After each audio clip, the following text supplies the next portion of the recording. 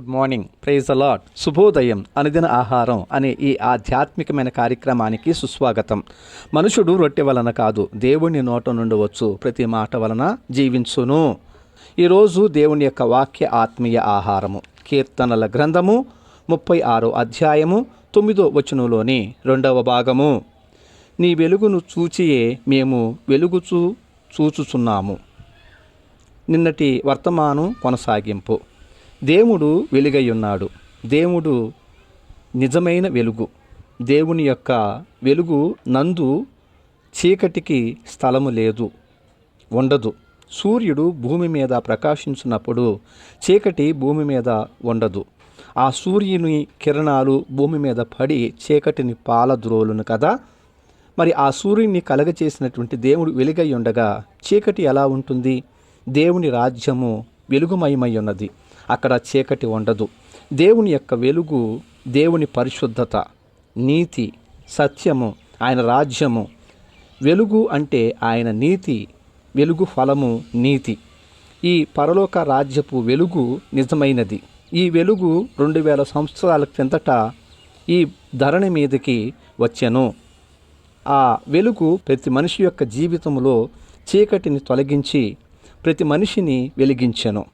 వెలిగించబడిన ప్రతి మనిషి ఆ వెలుగు కలిగిన ఈ ధరణిపై దేవుని రాజ్య సంబంధి అయి జీవపు ఓట, ఆనంద ప్రవాహమును అనుభవిస్తూ జీవించుచున్నాడు.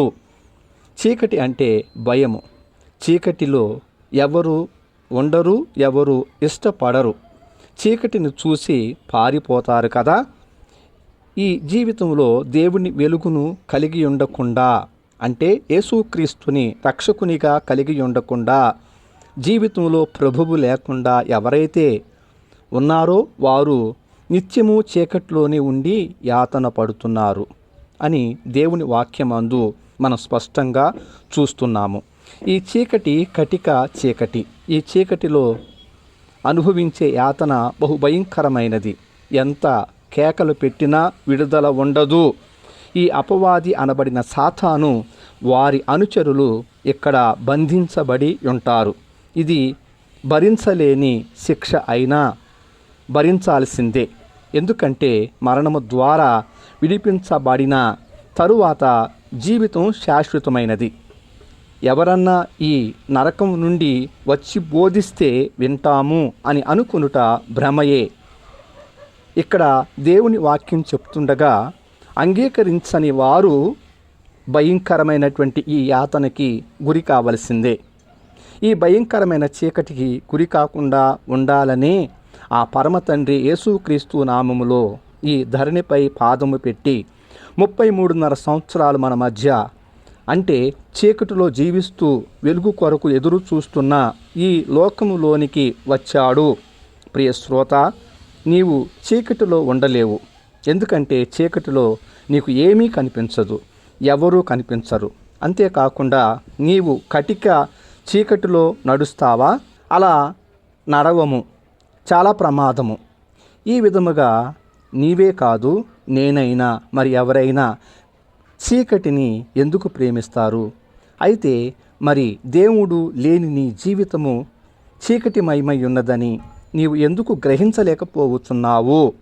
ఆలోచించు. కనుదృష్టి లేని ఒక మనిషి ఏ విధముగానైతే మనుషులపై ఆధారపడునో, నీ జీవితంలో ప్రతి అవసరము నిమిత్తము మనుషులను ఆశ్రయిస్తున్నావంటే నీవు వెలుగులో ఉన్నావా? ఒక్కసారి ఆలోచించు.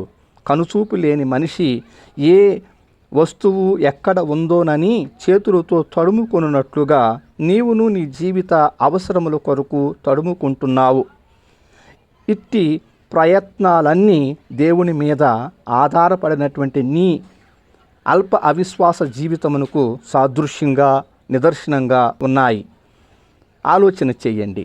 అంతేకాదు, కనుదృష్టి లేక అంతా చీకటిమయమైన జీవితం కలిగి ఉన్న వ్యక్తి ఏ విధముగానైతే భయపడుతూ ప్రతిరోజు తనకు సహాయం చేయు వారి కొరకు, అంటే చేయి పట్టుకొని నడిపించు వారి కొరకు ఎదురు చూస్తూ, ఏమిటి నాకీ జీవితం, ఎప్పుడు నాకు ఈ చీకటి నుండి విడుదల అని భయపడుచు ప్రతిరోజు సంతోషం లేని ఆ వ్యక్తి జీవితాన్ని పోలిన నీ జీవితంలో ప్రతిరోజు దుఃఖము, భవిష్యత్తుపై గూర్చిన చింత, సంతోషం కొరకు డబ్బు ద్వారా పొందాలని నీ తపన, ప్రయాసము, నీవు వెలుగులో జీవిస్తున్నావని ఎందుకు భ్రమపడుచున్నావు? బ్రతుకు జీవుడా అని చీకట్లో జీవిస్తూ ఎంతో యాతన పడి దావీదు కుమారుడైన యేసు క్రీస్తు ప్రభువు యొద్దకు వచ్చిన చీకటి జీవితం నుండి విడుదల పొందిన బర్తిమయిని గుర్తు చేసుకో.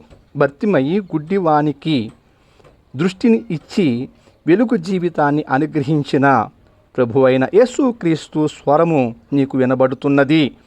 ఈ సమయమున ఆ బర్తిమయి ఎలా తన పాత వస్త్రాలను పారవేసి నిన్ను ఆటంకపరిచేటటువంటి మనుషులనైనను పరిస్థితులనైనను పట్టించుకొనకుండగా వాటిని విడిచి పారవేసి ప్రభు పాదాల యొద్దకు పరిగెడుతూ రా.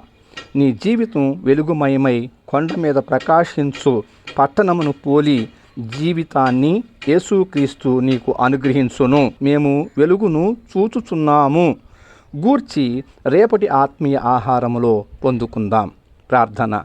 ప్రేమ స్వరూపమైనటువంటి మహాకనికరం కలిగిన మా పరలోకపు తండ్రి, మమ్మల్ని ఎంతో ప్రేమించి మాకు అనుగ్రహించిన ఈ దినమును బట్టి వందనాలు. ఈ దినమంతా మీ కృపగల హస్తాలకు అప్పగిస్తున్నాం స్వామి. మీ హస్తాలలో భద్రపరిచి నడిపించండి. మీ చిత్తంలో లేనిది ఏది మేము చేయకుండా భయభక్తులతో జీవించినట్లు సహాయం చేయమని ఈ ప్రార్థన యేసుక్రీస్తు నామములో పొందుకొని ఉన్నాం పరమ తండ్రి. ఆమెన్. తండ్రి, కుమార, పరిశుద్ధాత్మ త్రియేక దేవుని అన్యోన్య సహవాసము సదాకాలము మనకు తోడై ఉండి నడిపించునుగాక. ఆమెన్. Thank you. ప్రభుపాద సేవలో పాస్టర్ ఉమా జాషువా.